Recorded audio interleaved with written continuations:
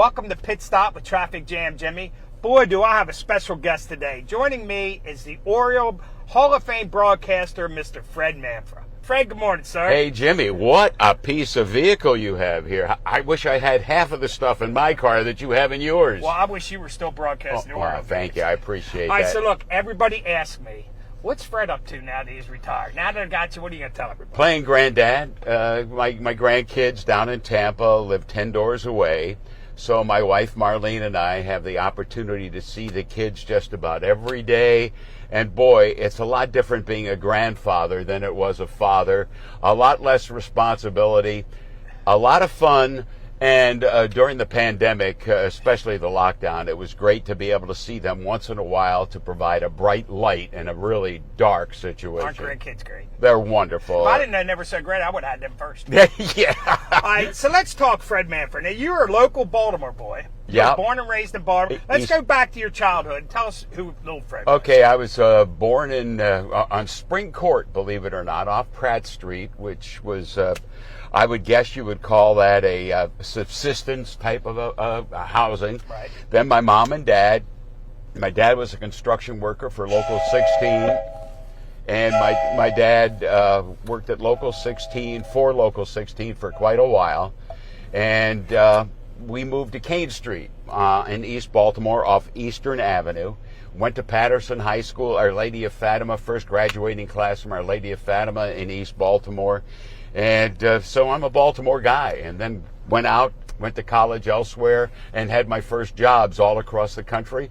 But had the opportunity in 1993 to leave ABC, which I loved. I was doing great things, football, basketball, races, and they said you can come home to work for the Orioles, and that was the job I'd always wanted, and I got it. Wow. So at what age were you to say, you know what, I want to be like Chuck Thompson? Well, when I was growing up, watching playing Little League baseball and listening to the Orioles and the Colts and even the Baltimore Clippers, Chuck did a couple of television games Yes, he did. for the Baltimore Clippers.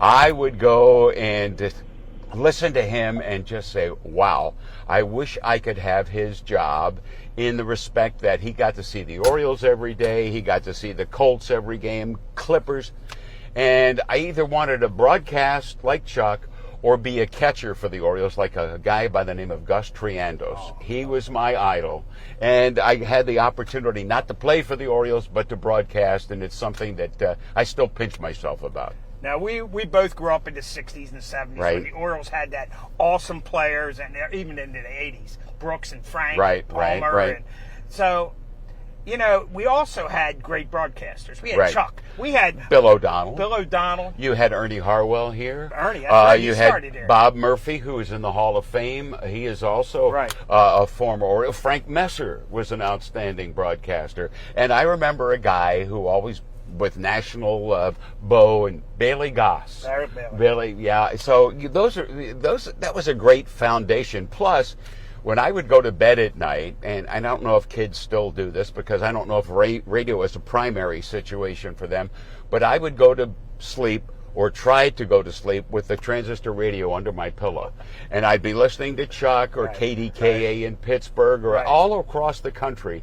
And it was such a fabulous way to grow up. Right. I'll tell you, the first, talking about Chuck, I remember that back then in the 60s, all the games weren't televised like nowadays. Right. But my dad would take the radio, open the living room window, stick it on the screen, and we'd sit on the front porch and listen to ball games. Well, you know, when I grew up in East Baltimore, on Sunday afternoons, 1 o'clock, the Colts used to kick off. Right.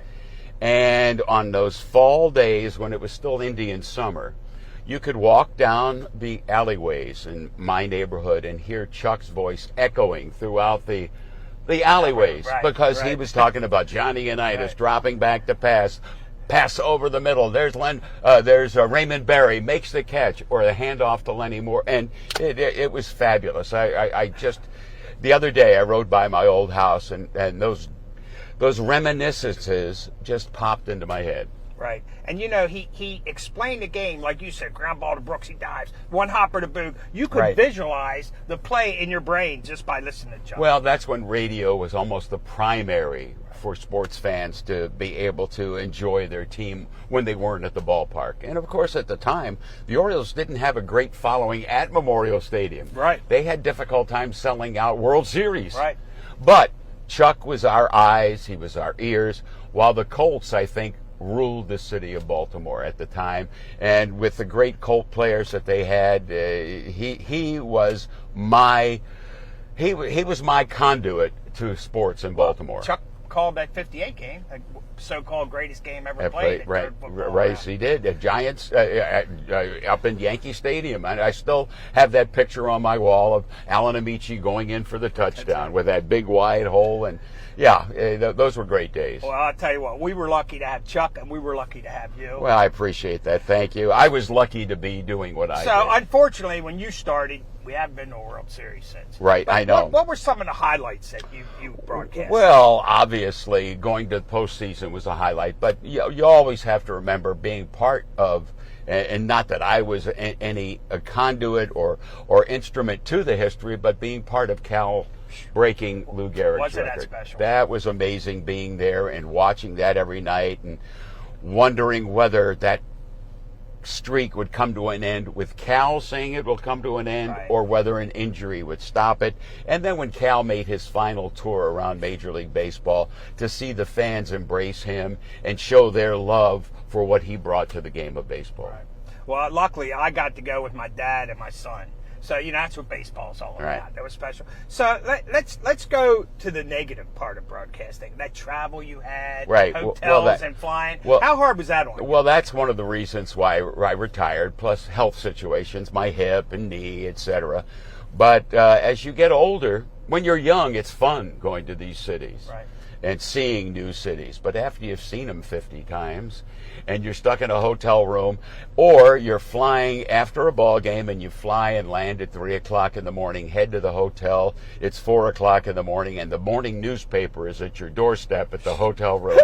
You say, I don't know. That gets old. It gets old. I miss the games. I do miss sitting next to Joe, who I congratulate again for being inducted this year into the Orioles Hall of Fame. You had some awesome. You actually sat next to Chuck there for a while. Well, right? I sat with Chuck. That was a great thrill. Yeah, with John and Joe, and Jim Hunter. It's been a great run here, and I miss Baltimore. I miss my friends, but it's so nice being with my grandkids down in Tampa. That's what it's all about nowadays. Well, look, my special guest has been Mr. Fred Mafra. I wish I would have had you in my car while you were still broadcasting. I apologize for that. Well, hey, what am I going to say? Hey, there's a collision here on Eastern Avenue in Highlandtown.